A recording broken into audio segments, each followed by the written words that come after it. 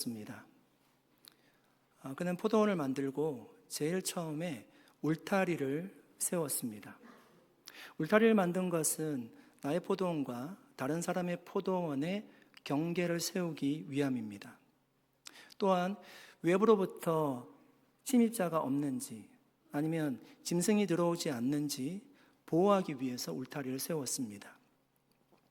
울타리를 세우고 두 번째는 포도즙을 짜는 틀을 만들었습니다. 그러니까 나중을 생각하고 만든 것입니다. 지금 당장 필요한 것은 아닙니다. 포도를 수확하고 포도를 따서 즙을 내리고 포도주를 만듭니다. 포도주는 기쁨을 상징합니다. 이웃과 나누면서 함께 기뻐할 수 있습니다. 그때를 기대하면서 즙 짜는 틀을 만든 것입니다. 세 번째로 높은 망대를 세웠습니다.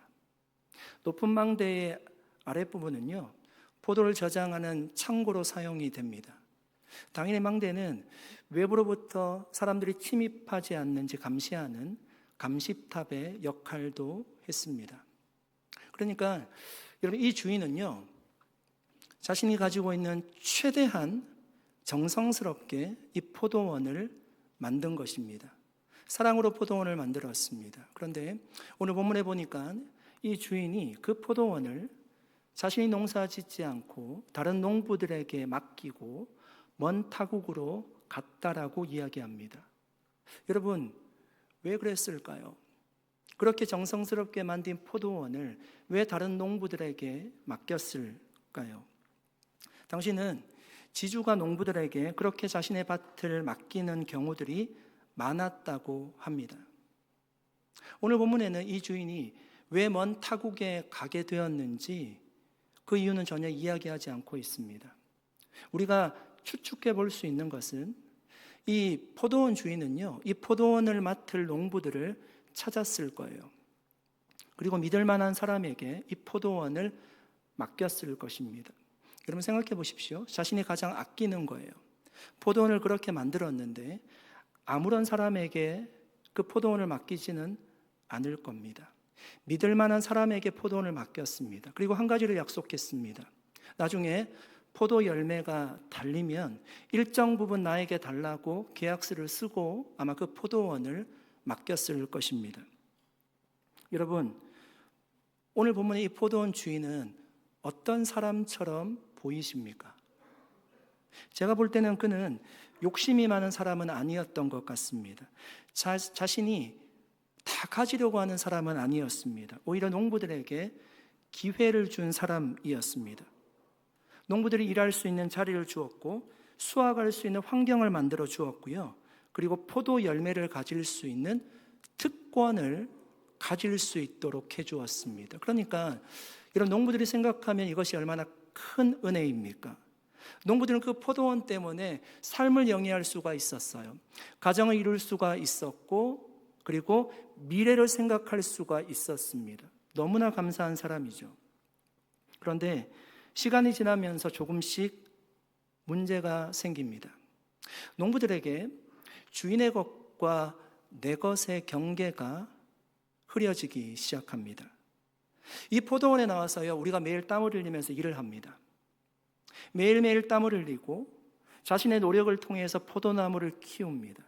그 포도나무를 볼 때마다 내가 주인이 된 것처럼 생각하게 된 겁니다. 왜 여러분 그렇게 생각하게 되었을까요? 농부들이. 저는 가장 큰 이유가 주인이 눈에 보이지 않았기 때문이라고 생각합니다. 포도원을 세를 주고요, 본문에 보니까 그 주인이 한 번도 그 포도원에 왔다라는 얘기가 없어요. 그냥 맡겨두고 포도원에 아마 오지 않았을 것입니다. 주인이 보이지 않으니까 당연히 그들은 주인에 대한 인식이 흐려지게 되었을 거예요. 주인이 보이지 않으니까 마치 자신이 주인이 된 것처럼, 주인이 없으니까 결국 자신들이 이 포도원의 주인인 것처럼 생각하게 되었을 것입니다.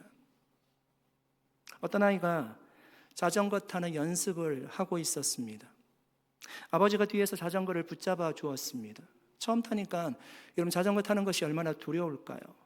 자전거를 앞으로 타면서 아버지가 자전거를 붙잡고 있는지 자꾸 뒤를 돌아보게 됩니다. 아버지 손을 보게 되는 겁니다. 그런데 조금 자전거를 타다 보니까 이게 자신감이 드는 거예요. 좀 익숙해지는 겁니다. 그래서 앞을 보고 자전거를 타면서 아버지에게 이야기하는 겁니다. 아빠, 나 혼자 탈 수 있어.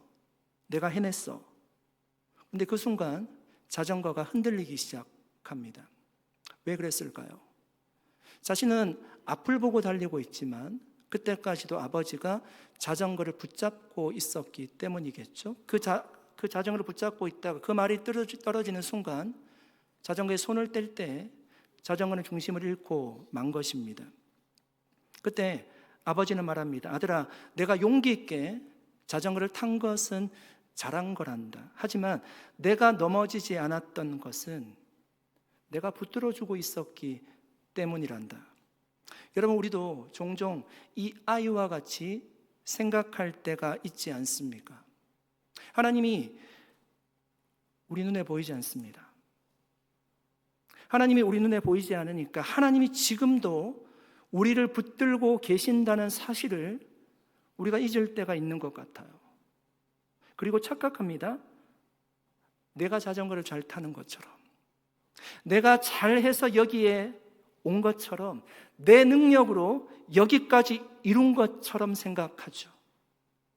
하지만 여러분, 우리가 넘어지지 않았던 것은 세상 끝날까지 우리와 항상 함께 하시겠다라고 말씀하신 그 주님께서 보이지 않는 곳에서 우리를 붙들고 계셨기 때문인 줄로 믿습니다. 여러분, 우리도 보던 농부와 같이 생각할 때가 있는 것 같아요. 처음에는 우리가 하나님께 받은 것을요, 감사하며 살았습니다. 포도원을 주신 것 얼마나 감사한 일이에요.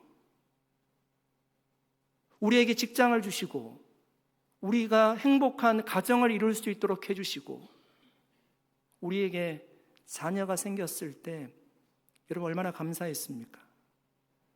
앞으로 닥칠 재앙을 알지 못하고요. 그런데 감사했어요. 그리고 좋은 교회로 인도하신 것도 큰 은혜였노라고 우리가 고백했습니다. 오늘 10분이 새가족반 수료를 했지만 한 분도 우리 교회가 불쌍해서 등록한 사람은 없을 거예요. 그래도 교회가 좋아서 우리 교회를 등록했을 겁니다. 그 은혜가 우리한테 있었습니다. 그런데 시간이 지나면서 그 고백이 계속 유지가 되던가요? 조금씩 마음이 변하기 시작합니다. 하나님이 주셨다는 인식이 흐려져요. 하나님이 주신 은혜를 당연한 권리로 생각합니다. 포도원이 원래 마치 내 것이었던 것처럼 행동하는 거예요.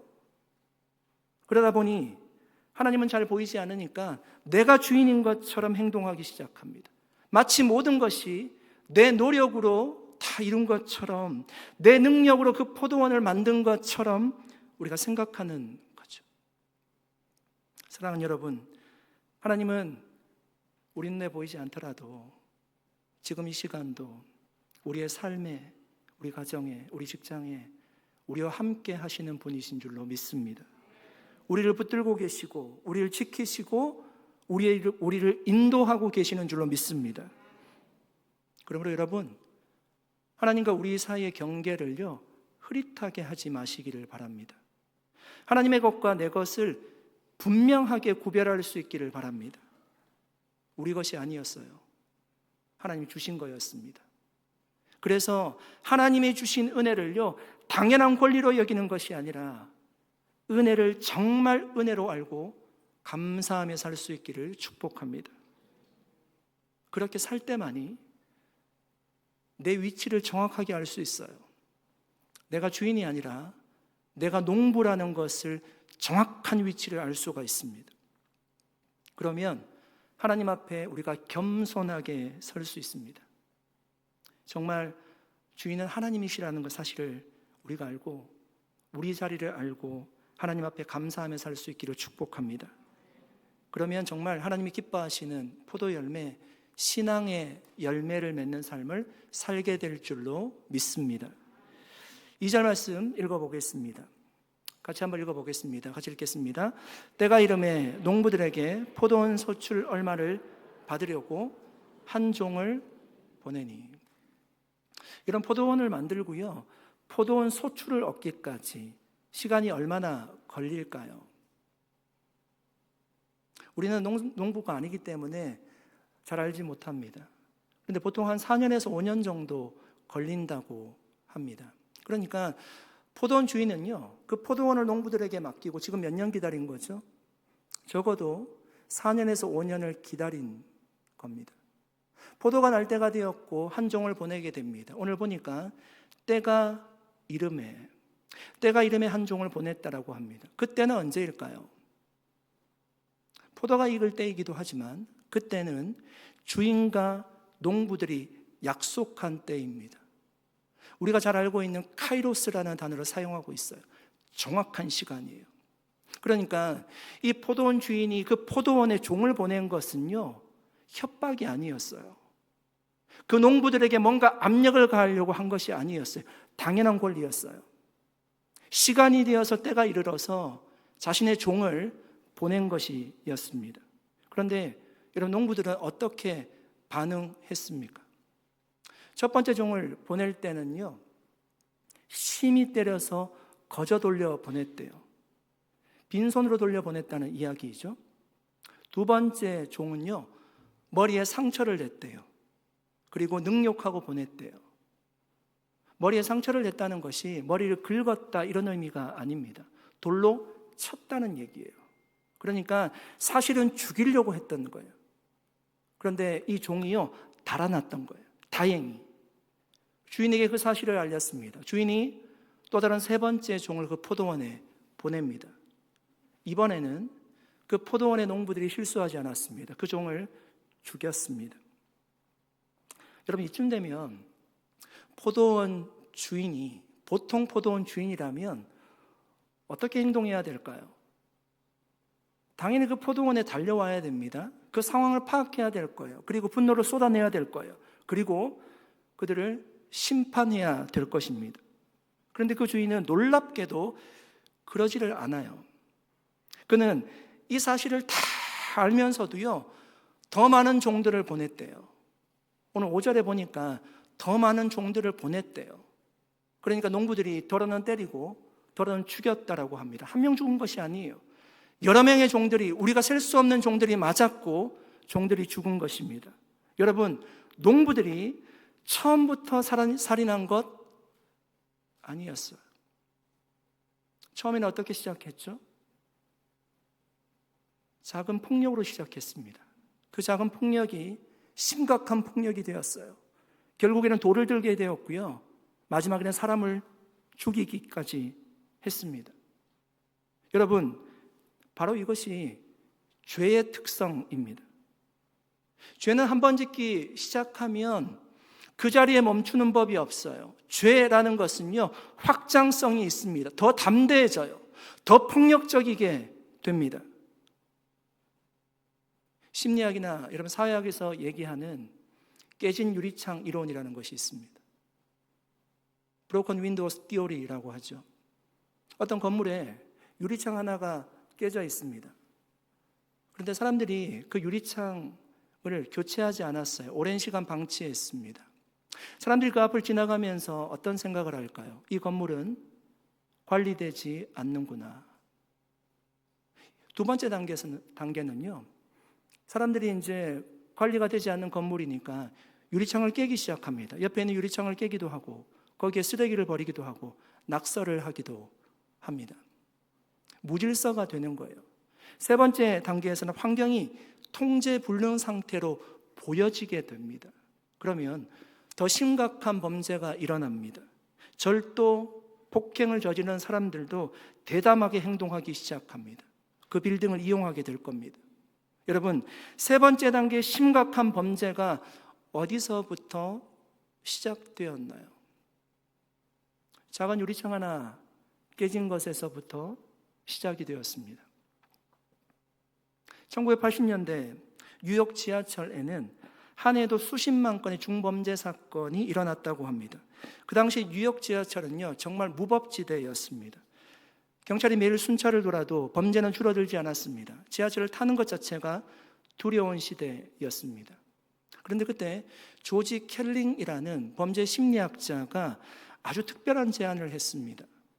중범죄를 먼저 단속하지 말고 지하철에 가득한 그래피티, 낙서를 지우는 것을 권장합니다. 지워보십시오. 그 이야기를 들은 직원들은 반발했어요. 아니, 지금 살인과 폭행이 넘쳐나는데 낙서 지우는 게 뭐가 중요합니까? 범죄자부터 잡아야죠. 하지만 결국 그래피티를 지우는 정책이 시행되었습니다. 그 규모가요, 어마어마했습니다. 벽에, 지하철 입구에, 그리고 차량에 다 그래피티가 되어져 있었거든요. 그 그래피티를 지우는데 5년의 시간이 걸렸습니다. 지워놓으면 또 다른 사람이 와서 그래피티를 해놓고, 그러면 또 지우고, 또 누군가 그래피티를 해놓고, 계속 그런 일들의 반복이었습니다. 그런데 놀라운 일이 일어났습니다. 그래피티가 사라지기 시작하자 지하철 범죄가 서서히 줄어들기 시작합니다. 계속 증가하던 흉악 범죄가 감소세로 돌아섰어요. 2년 후에는 중범죄 건수가 눈에 띄게 줄기 시작했습니다. 결국 전체 범죄율이 75%나 감소했다고 합니다. 여러분, 이것은 우리에게 무엇을 말해주는 걸까요? 농부들의 죄도요, 작은 폭력으로부터 시작했습니다. 그 작은 문제를 바로잡았다면 더 큰 죄로 나아가지 않았을 거예요. 낙서 하나, 작은 낙서부터 시작해요. 하루 만에 그 많은 낙서를 다 하는 사람은 없습니다. 여러분, 우리의 삶과 신앙도 마찬가지입니다. 바늘도둑이 소도둑 된다라고 하죠. 반대로 우리가 죄에서 돌이키는 변화라는 것도요, 반드시 큰 결단이나 엄청난 도전으로 시작할 필요가 없다는 거예요. 여러분, 우리는 종종 이렇게 생각합니다. 내가 변하려면 뭔가 큰 일을 해야 될 것처럼, 완전히 뭔가 뒤집어 놓을 다짐을 해야 될 것처럼 우리가 생각합니다. 그런데 여러분, 실제 변화는요, 어디서부터 시작해야 될까요? 그래피티, 낙서 하나 지우는 데부터 시작하는 거예요. 우리 마음속에 있는 작은 죄, 그 작은 타협, 작은 불순종을 하나님 앞에 내어놓고 회개하고 인정하는 데부터 시작하는 겁니다. 그 작은 죄 하나를 끊어내면 하나씩 무질서가 정리되기 시작할 겁니다. 우리의 영혼의 범죄율도 서서히 줄어들게 될 거예요. 그리고 하나님은 그 작은 순종을 통해서 우리 안에 더 큰 변화를 만들어 가실 것입니다. 사랑하는 여러분, 오늘 우리 안에 그대로 방치되어 있는 깨진 작은 유리창 하나 여러분 갈아보시기를 권해드립니다. 우리 안에 우리만 아는 많은 낙서들이 있게 될 텐데 그 낙서 하나 지워버릴 수 있기를 축복합니다. 여러분, 그 작은 회개가 저와 여러분의 삶 전체를 새롭게 하는 시작점이 될 줄로 믿습니다. 여러분, 작은 죄를 끊어내지 못했던 그 포도원 농부들의 죄는요, 결국 어디까지 확장되었을까요? 그 결말이 7절에 나옵니다. 그 농부들이 서로 말하되 이는 상속자니 자 죽이자. 그러면 그 유산이 우리 것이 되리라 하고. 농부들은 알고 있었어요. 그 주인에게 상속자 아들이 있다는 것을 알게 되었습니다.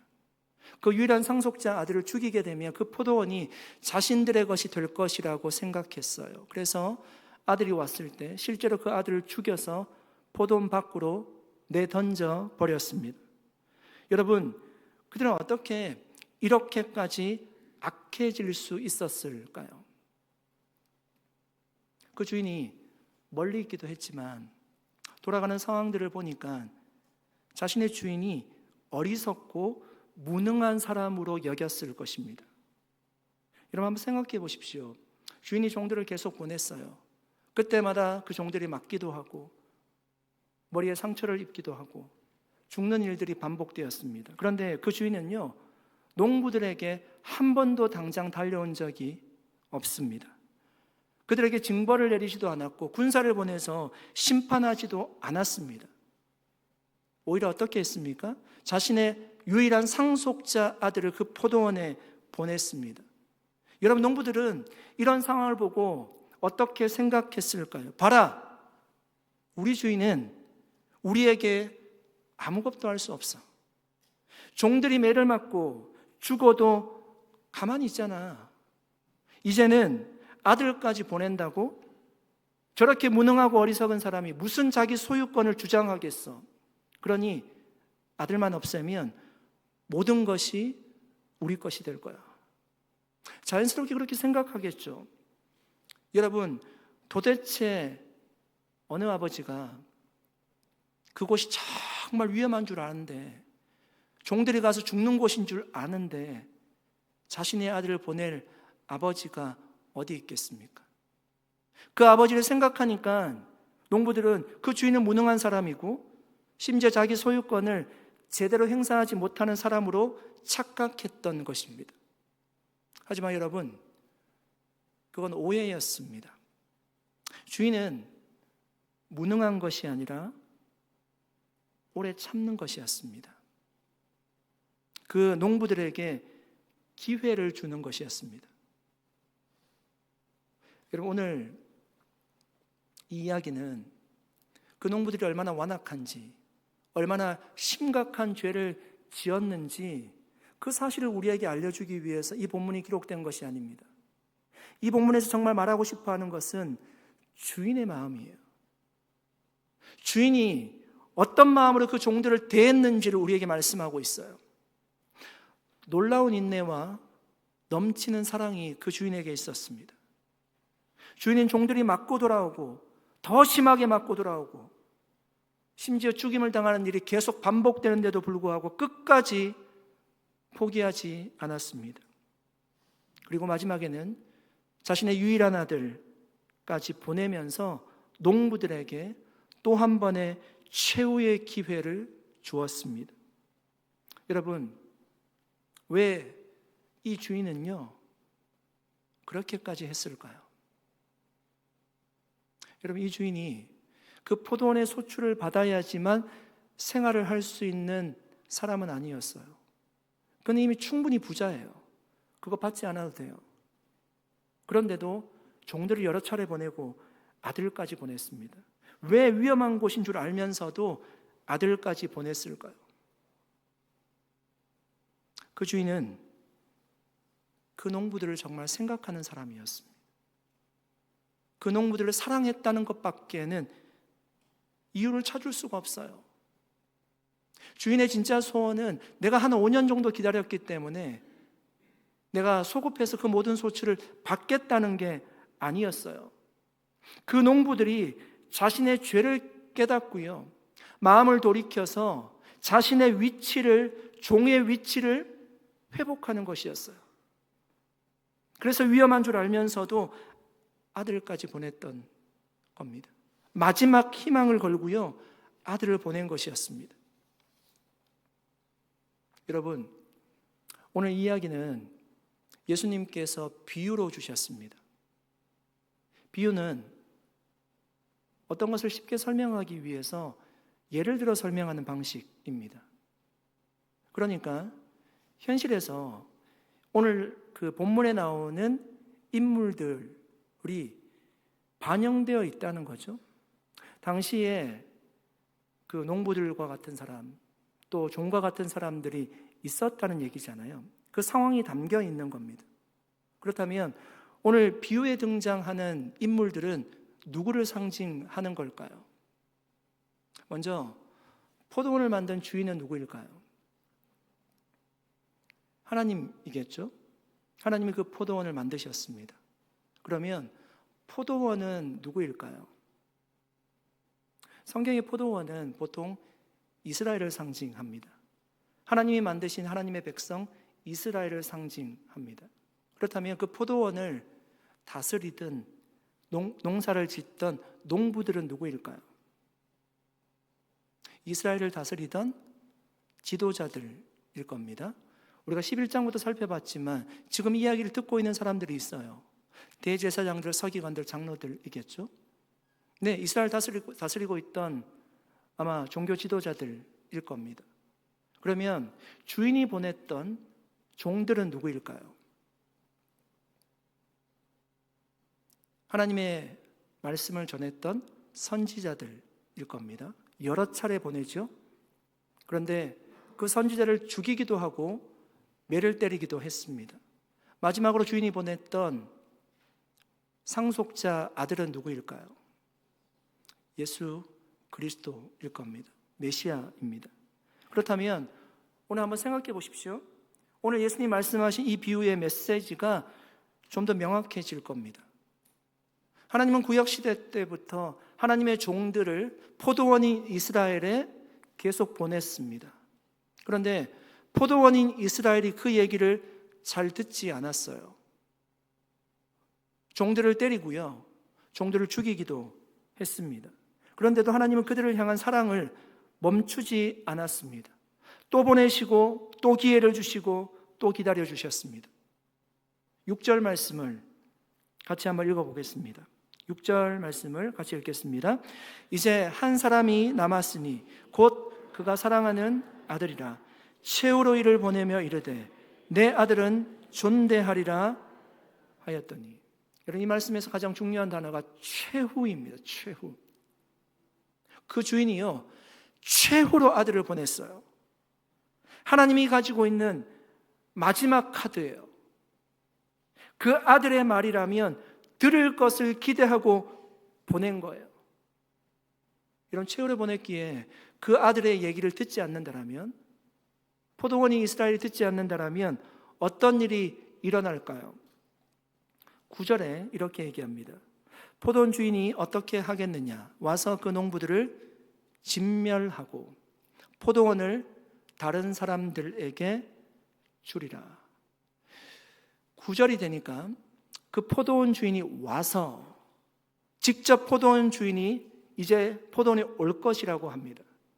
그리고 그 악한 농부들을 진멸할 거래요. 심판하게 될 겁니다. 그리고 중요한 것은요, 그 포도원을 다른 사람에 줄 것이라고 합니다. 여러분, 우리가 어떻게 해석할 수 있을까요? 그 포도원이 이스라엘인데 그 이스라엘을 다른 사람에게 줄 것이라고 이야기를 하는 겁니다. 어떤 의미일까요? 여러분, 이스라엘 백성들은 그 이스라엘이 혈통적인 이스라엘, 아브라함의 자손이 이스라엘이라고 생각했습니다. 그런데 더 이상 혈통적 이스라엘이 하나님의 백성이 아닙니다. 복음을 받아들인 영적 이스라엘에게 하나님 자녀라는 특권과 지위가 넘어가게 될 것입니다. 더 이상 하나님 나라의 백성은요, 혈통으로 정해지는 것이 아니라 믿음으로 정해진다는 의미입니다. 사도 바울은 그래서 참된 유대인이 누구인지를 이렇게 선언했습니다. 로마서 2장 28절 29절 말씀입니다. 같이 한번 읽어볼까요? 무릇 표면적 유대인이 유대인이 아니요 표면적 육신의 할례가 아니니라. 오직 이면적 유대인이 유대인이며 할례는 마음에 할지니 영에 있고 율법 조문에 있지 아니한 것이라. 그 칭찬이 사람에게서가 아니요 다만 하나님에게서니라. 아멘. 바울이 뭐라고 얘기하죠? 육신적으로 혈통적 유대인이 아니라고 합니다. 이면적 유대인이 유대인이라고 합니다. 이면적 유대인이 누구일까요? 그 주인이 보낸 그 아들을 믿는 사람들이 이면적 유대인이죠. 성령으로 새롭게 된 사람이 참된 유대인, 참된 이스라엘이라는 것입니다. 사랑하는 여러분, 주인이 올 때가 있습니다. 그때는 누구도 막을 수 없고 누구도 거부할 수 없는 하나님의 때입니다. 주인이 오면 악한 농부들은 당연히 심판을 받게 될 것이고 그 아들을 믿는 이면적 유대인들은 구원을 받게 될 것입니다. 그러므로 우리는 그때가 오기 전에, 주인이 오기 전에 결정해야 됩니다. 머뭇거릴 시간이 없어요. 하나님이 오늘 말씀하셨잖아요. 우리에게 최후의 방법을 쓰셨어요. 그 아들까지 보내셨어요. 그 아들의 사랑은 이미 십자가에서 충분히 드러났습니다. 그 아들이 흘린 피와 그 희생을 통해서 하나님이 우리를 얼마나 사랑하시는지가 명확하게 드러났어요. 그리고 그 사랑은 부활로 증명이 되었습니다. 사람이라면 다시 죽었다가 아마 살 수 없을 겁니다. 한 사람도 이 땅에 그런 사람은 없을 거예요. 잠시 깨어났다가 다시 죽는 정도입니다. 그런데 그분은 부활하셨고 승천하셨습니다. 무슨 얘기일까요? 그분이 사람이 아니라 하나님이라는 거예요. 하나님의 아들이라는 것입니다. 그 아들을 믿으면 살 길이 열리는 거예요. 이것이 하나님이 악한 농부들과 같은 죄인에게 보여준 놀라운 사랑이었습니다. 사람들은 그 아들을요, 건축자들의 버린 돌이라고 했습니다. 건축을 하고 나서 남는 재료를 다 버릴 거예요. 그런 존재가 그 아들이었다라고 사람들이 이야기합니다. 그런데 하나님은 그 아들을요, 모퉁이의 머릿돌이 되게 하셨다고 합니다. 모퉁이의 머릿돌은 가장 중요한 거죠. 건물 전체를 떠받들고 있는 거죠. 가장 중요한 존재라는 거예요. 사랑하는 여러분, 그 아들까지라도 최후로 보내신 하나님의 절절한 마음을 깨닫고 그 아들인 예수를 믿음으로 받을 수 있기를 축복합니다. 이 믿음의 고백이 우리를 심판이 아니라 생명으로 인도할 것입니다. 악한 농부들과 같이 파멸이 아니라 우리를 구원으로 인도할 것입니다. 우리에게 영원한 생명이 주어질 것입니다. 이제 말씀을 정리하겠습니다. 어떤 가정에 오래된 낡은 의자가 하나 있었습니다. 겉으로 보면 지금 당장 버려도 괜찮을 만큼 낡아 있는 의자였습니다. 그러나 그 집 어머니에게는 너무나 소중한 의자였습니다. 이 의자에는 사연이 있습니다. 아들이 청소년 시절에 집을 뛰쳐나갔습니다. 어머니의 마음은 찢어졌습니다. 그날 이후 어머니는 매일 그 의자에 앉아서 문짝을 바라보면서 집 나간 아들을 기다렸습니다. 오늘은 돌아올까? 오늘 혹시 문을 열고 들어오지 않을까? 아들은 몇 년 동안 집에 돌아오지 않았습니다. 그러나 어머니 하루도 빠짐없이 그 낡은 의자에 앉아 아들을 기다렸습니다. 어느 날 형편이 어려워지고 마음이 지쳐버린 아들이 집 근처까지 왔다가 문 앞에 서서 망설였습니다. 이제는 나를 받아주지 않겠지. 그 순간 창문 사이로 어머니의 모습이 보였습니다. 어머니는 여전히 그 낡은 의자에 앉아서 자신을 기다리고 있었습니다. 그 모습을 바라보고 아들은 마음이 무너졌습니다. 그리고 문을 열고 들어가 어머니 품에 안겼습니다. 사랑하는 여러분, 이 어머니의 마음이 포도원 주인인 하나님의 마음인 줄로 믿습니다. 우리가 불순종할 때도, 우리가 죄 가운데 헤매일 때도, 반복적으로 우리가 넘어질 때도 하나님은 우리를 향한 그 사랑의 자리를 한 번도 떠난 적이 없으십니다. 집 나간 둘째 아들이 돌아오기만을 기다리던 아버지와 같이 우리가 돌아오기만을, 우리가 회개하고 다시 찾아오기만을 기다리고 계십니다. 그것이 바로 아들까지 주신 하나님의 사랑이었습니다. 사랑하는 여러분, 이제 우리가 반응할 때입니다. 그 하나님의 사랑에 우리가 감사하며 살 수 있기를 바랍니다.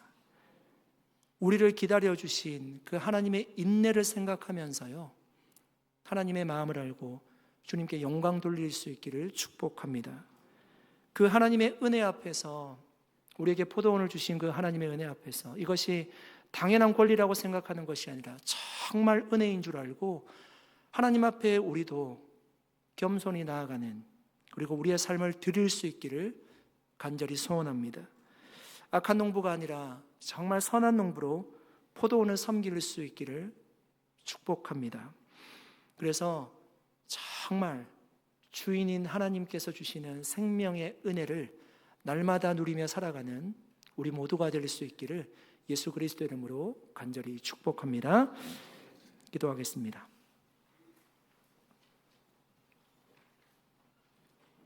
살아계신 하나님, 감사드립니다.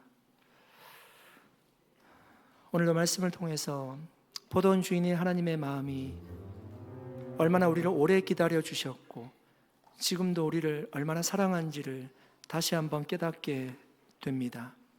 하나님 아버지, 정말 그 주인인 하나님의 마음을 알게 하시고 그 마음을 깨닫고 하나님의 사랑을 기억하며 우리도 그 사랑 앞에서 다시 한번 우리의 존재가 어떤 사람이었는지를 기억하고 우리의 위치를 알고 하나님 앞에 영광 돌리며 살아가는 저희 모두가 되게 해 주시옵소서. 감사드리옵고 예수님의 이름으로 기도드리옵나이다. 아멘. 우리 자리에서 일어나셔서 마지막